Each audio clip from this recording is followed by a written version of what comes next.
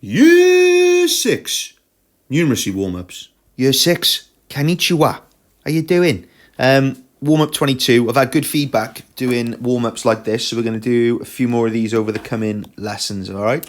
So, I've called it mental maths because I want you to do as little as possible on the page.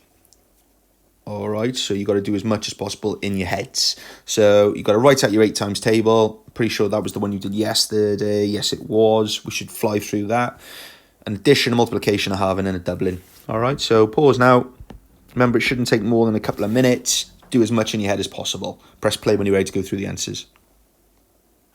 Right then, so we've got 8, 16, 24, 32, 40, 48, 56, 64, 72, and 80. You should be really, really confident now writing out your times tables. That's key, year 6. Now I've got to add these two numbers together. So I'm going to keep my 157 in my head. All right, and I'm going to add on individually the 100, the 30, and the 8. So I'm going to add on my 100 to go 257 in my head, then the 30 to go 287, and then the 8 to go 295. 23 times 8. Well, 2 8s are 16, so 20 times 8 is 160. 3 8s are 24. I add those in my head, I get 184.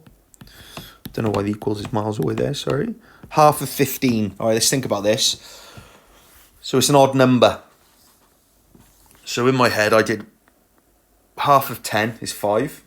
Half of 5 is 2.5 or 2.5. So if I add those together, I get 7.5. Now, it's sometimes helpful to think of, if we're halving an amount, if we think of it in terms of money, well, half of £15 is £7.50. So sometimes it helps to think when you're halving numbers which haven't got a whole number, think of them in terms of pounds and pence. So same thing really, double 36.5, well, double 36 is 72.